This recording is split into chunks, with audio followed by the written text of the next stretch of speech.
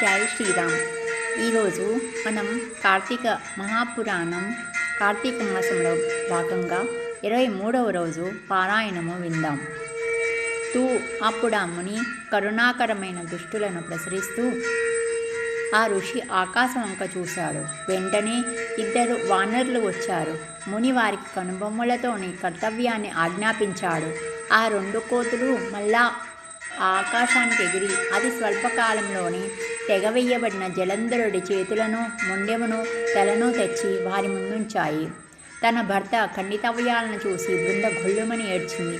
అక్కడే ఉన్న ఋషి పాదాలపై పడి తన భర్తను బతికించవలసిందిగా ప్రార్థించింది. అందుకు ఆ ముని నవ్వుతూ, శివోపహతులైన వాళ్ళని బ్రతికించడం ఎవరికీ సాధ్యం కాదు. అయినా నాకు నీ పట్ల ఏర్పడిన అవ్యాజమైన కరుణ వలన తప్పక బ్రతికిస్తాను అంటూనే అంతర్హితుడయ్యాడు. అతను అలా మాయమైందే తడవుగా జలంధరుడి అవయవాలన్నీ అతుక్కొని అతడు సజీవుడయ్యాడు.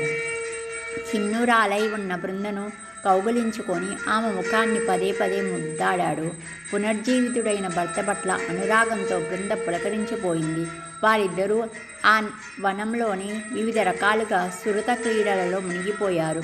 మరణించిన మనోహరుడు మరలా బ్రతికి వచ్చాడని ఆనందంలో బృంద వెంటనే గుర్తుపట్టలేకపోయినా ఒకానొక సురత సుఖానంతరం ఆమె అతనిని విష్ణువుగా గుర్తించి వేసింది. మగని వేషంలో వచ్చి తన పాతివ్రత్యాన్ని మంటగలిపిన ఆ మాధవునిపై విపరీతంగా ఆగ్రహించింది. ఓ విష్ణుమూర్తి, పరశ్రీగామివై చరించిన నీ ప్రవర్తన నిందింపబడును కాక. నీ మాయతో పూర్వం కల్పించిన వానరులిద్దరూ రాక్షసులై జన్మించి నీ భార్యని హరించెదరు కాక.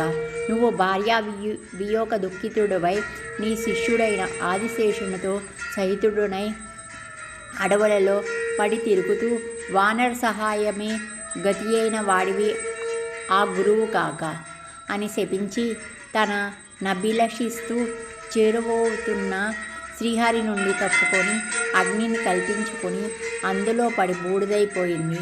అందుకు చిందించిన విష్ణువు మాటిమాటికి ఆ బృందనే స్మరించసాగాడు. నిలువునా కాలిపోయిన ఆమె యొక్క చితాభస్మాన్ని తన తనువంతా పూసుకొని విలపింపసాగాడు. శుద్ధులు, ఋషులు ఎందరిన్ని విధాలు చెప్పినా విష్ణువు శాంతిని పొందలేకపోయాడు. ఆ శాంతితో అల్లాడిపోసాగాడు. ఇంతటితో కార్తీక మాసం 23వ అధ్యాయం 23వ రోజు పారాయణం సమాప్తం. విన్నారు కదండి. ఈ వీడియో కనుక మీకు నచ్చినట్లయితే లైక్ చేయండి, సబ్స్క్రైబ్ చేయండి, షేర్ చేయండి. ఏమైనా డౌట్స్ ఉంటే కామెంట్లో పెట్టండి. పక్కనే ఉన్న బెల్ బటన్ ప్రెస్ చేయడం వల్ల నేను పెట్టే ప్రతి వీడియో మీకు నోటిఫికేషన్లో వస్తుంది. జై హింద్, జై భారత్, జై శ్రీరామ్.